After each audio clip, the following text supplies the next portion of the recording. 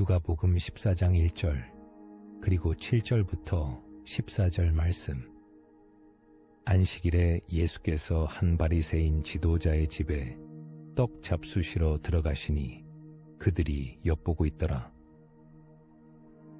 청함을 받은 사람들이 높은 자리 택함을 보시고 그들에게 비유로 말씀하여 이르시되, 네가 누구에게나 혼인잔치에 청함을 받았을 때에 높은 자리에 앉지 말라. 그렇지 않으면 너보다 더 높은 사람이 청함을 받은 경우에 너와 그를 청한 자가 와서 너더러 이 사람에게 자리를 내주라 하리니 그때에 네가 부끄러워 끝자리로 가게 되리라. 청함을 받았을 때에 차라리 가서 끝자리에 앉으라. 그러면 너를 청한 자가 와서 너더러 벗이여 올라 앉으라 하리니 그때에야 함께 앉은 모든 사람 앞에서 영광이 있으리라. 무릇 자기를 높이는 자는 낮아지고 자기를 낮추는 자는 높아지리라. 또 자기를 청한 자에게 이르시되, 네가 점심이나 저녁이나 베풀거든 벗이나 형제나 친척이나 부한 이웃을 청하지 말라. 두렵건대 그 사람들이 너를 도로 청하여 내게 갚음이 될까 하노라. 잔치를 베풀거든 차라리 가난한 자들과 몸 불편한 자들과 저는 자들과 맹인들을 청하라. 그리하면 그들이 갚을 것이 없으므로 내게 복이 되리니 이는 의인들의 부활 시에 네가 갚음을 받겠음이라 하시더라. 지난주에는 예수님이 안식일에 18년간 허리를 펴지 못한 여인을 고치신 사건에 대해 말씀드렸습니다. 그리고 중요한 것은 예배를 드리는 날짜가 아니라 한 날을 정해서 예배를 드리는 것이 중요하다고 말씀드렸습니다. 오늘도 안식일에 일어난 사건입니다. 예수님이 한 바리새인 지도자의 집에서 식사를 하면서 여러 가지 가르침을 주십니다. 우리가 크리스찬이라고 할 때에는 예수님을 닮아가는 자라는 뜻입니다.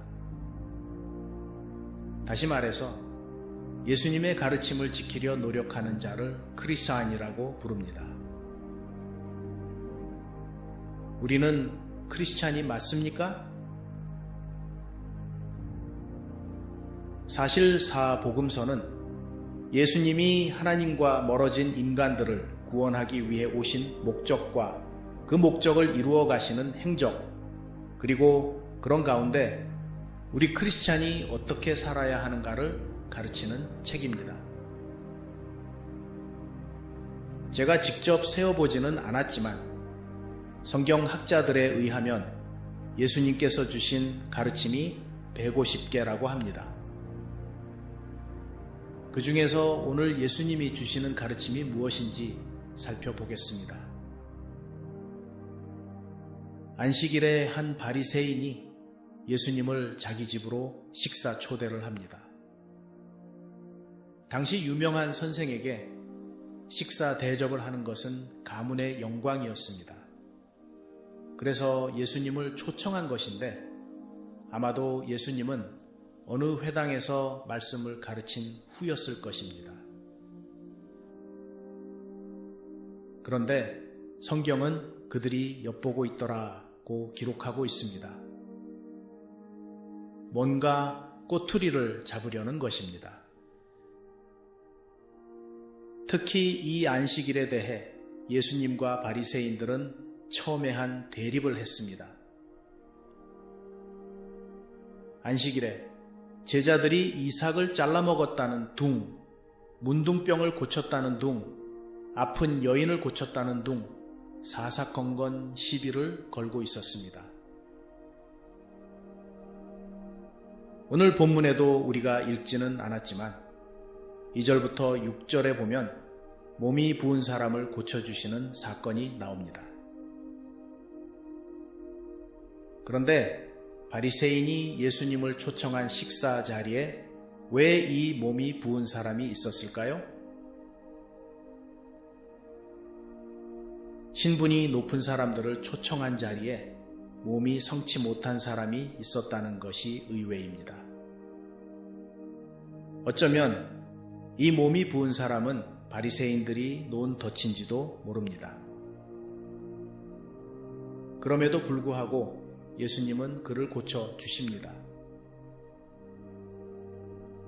지난주에도 안식일에 아픈 사람을 고쳐준 것에 대해 바리새인들이 도전을 한 사실이 있었으므로 이번에는 예수님이 미리 선수를 치십니다. 안식일에 병 고쳐주는 것이 합당하냐 아니하냐. 물론 예수님이 그 지역에 며칠 더 지내실 것이라면 안식일 다음 날 그 사람을 고쳐주실 수도 있었겠지요. 그러나 예수님은 안식일이 사람을 위해 있는 것이지 사람이 안식일을 위해서 있는 것이 아니라는 점을 가르치고 싶으셨습니다. 그래서 예수님은 보란듯이 안식일 날 그 사람을 고쳐주셨습니다. 그런데 이 식사 자리에 예수님만 불렀던 것이 아닙니다. 사회적으로 지위가 높은 사람들도 초청을 했습니다. 그 당시 지중해 지역 사회에서 한 가문의 명예는 어떤 집안과 결혼을 할 수 있고 어떤 행사에 참여할 수 있으며 어디에 살 수 있는지 누구와 비즈니스를 할 수 있는지를 결정했습니다. 그런 사회에서 잔치는 꼭 셀러브레이트 하는 자리가 아니라 사회적 지위를 부추기는 중요한 역할을 했습니다. 그래서 돈 좀 있는 사람들은 높은 자리에 있는 사람들을 초청해서 잔치를 베푸는 것을 영광으로 생각했습니다. 그러니 이런 자리에서 많은 사람들 앞에서 높은 자리에 앉았다가 낮은 자리로 쫓겨나는 것은 거의 죽는 거나 다름없는 창피한 일이었습니다. 우리도 아직 무슨 행사를 할 때에 참석하시어 이 자리를 빛내 주시기 바랍니다 라는 초청장을 보내지 않습니까? 유대인들도 그렇습니다. 그런데 예수님이 가만히 보니까 이 높으신 양반들이 저마다 높은 자리에 앉으려 하는 것입니다. 현대식으로 말하자면 헤드 테이블에 다투어 앉기를 원했습니다. 그런 사람들에 대해 예수님은 이렇게 말씀하십니다. 스스로 높은 척하고 높은 자리에 앉지 말라. 나중에 더 높은 사람이 와서 그 자리에서 낮은 자리로 쫓겨나면 창피하니까.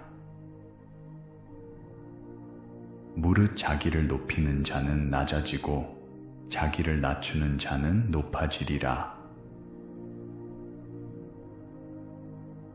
구약 잠언서 25장에도 같은 말이 나옵니다. 왕 앞에서 스스로 높은 채 하지 말며 대인들의 자리에 서지 말라.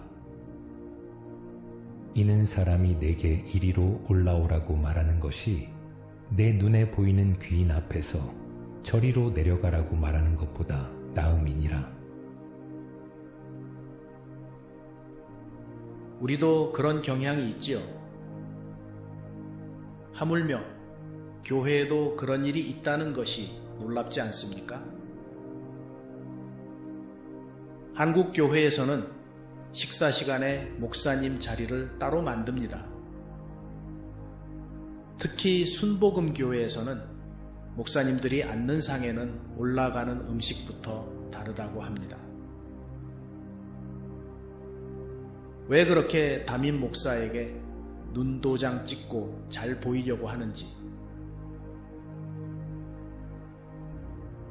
저도 이 동네에서 목사님들이 모이는 잔치에 몇 번 가봤는데요. 평신도는 줄 서서 밥을 퍼오고 목사님들은 자리에 앉아서 권사님이나 집사님이 가져오는 밥상을 받기만 했었습니다. 저는 처음부터 소위 주의 종의 위치에 익숙하지 않아서 그런지 그런 대접이 부담스러웠습니다. 다시 말씀드리지만 침례교단에서는 저는 주의 종 혹은 성직자가 아닙니다. 그냥 장로입니다. 가르치는 장로입니다. 평신도라는 말입니다. 그러니까 우리 교회에서는 친교 시간에 제가 제 밥 푸게 해 주세요. 제 자리 따로 마련하지 마시기 바랍니다. 뭐 제가 말씀 안 드려도 잘 하고 계시지만, 그리고 앞으로 다른 교회에서 목사님들이 방문하신다 해도 밥 따로 퍼주지 마시기 바랍니다. 너무 주의 종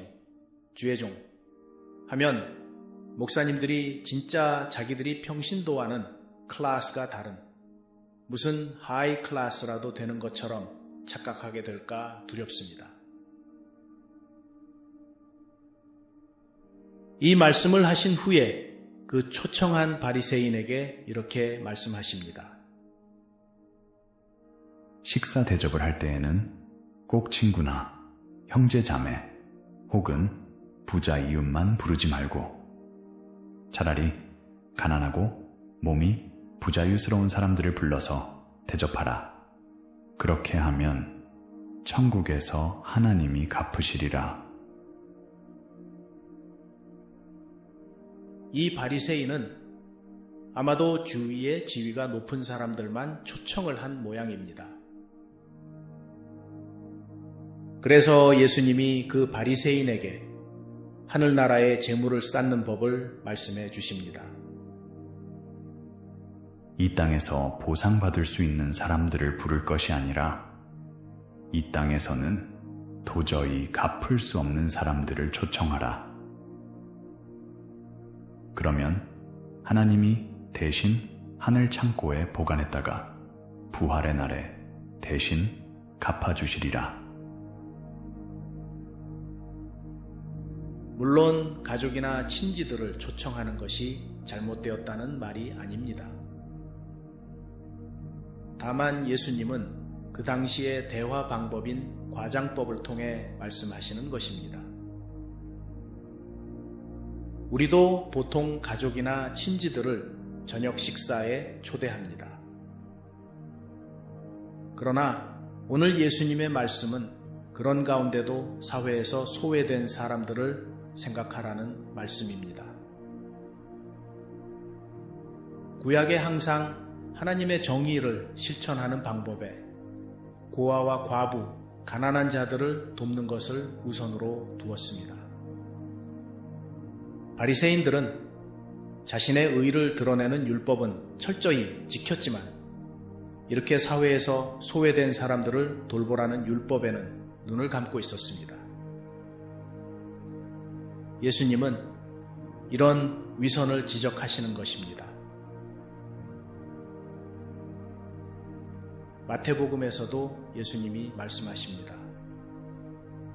내가 줄일 때에 너희가 먹을 것을 주었고 목마를 때에 마시게 하였고 나그네 되었을 때에 영접하였고 헐벗었을 때에 옷을 입혔고 병들었을 때에 돌보았고 옥에 갇혔을 때에 와서 보았느니라. 그랬더니 오른편에 있던 의인들이 언제 우리가 주님에게 그렇게 했나요? 하고 물어봅니다. 예수님이 이렇게 대답하십니다. 너희가 여기 내 형제 중에 지극히 작은 자 하나에게 한 것이 곧 나에게 한 것이니라. 지극히 작은 자란 우리 주위에 사회에서 소외된 사람들, 즉 가난한 사람들, 도움이 필요한 사람들을 말합니다. 물론 우리 주위에는 그런 사람들이 없는 줄 압니다. 그러나 아무리 사회복지제도가 잘 되어 있다 해도 그 갈라진 틈으로 혜택을 받지 못하는 사람들이 있기 마련입니다. 그래서 우리는 푸드뱅크나 자선단체에 기부하는 것을 적극적으로 해야 합니다. 홈리스를 위한 프로그램에 적극 참여를 하거나 아니면 기부를 해야 합니다. 제3국에 굶어 죽어가는 아이들을 위해서 IMB, 월드비전, 굿네이버스, 유니세프 등의 국제적 자선기관에 기부를 해야 합니다. 그렇게 함으로써 우리는 하늘나라의 은행에 우리의 선행을 저축해야 합니다. 그러면 하나님이 잘하였도다 나의 충성된 종아 그렇게 불러주시고 엄청난 이자를 붙여서 우리에게 되돌려 주실 것입니다.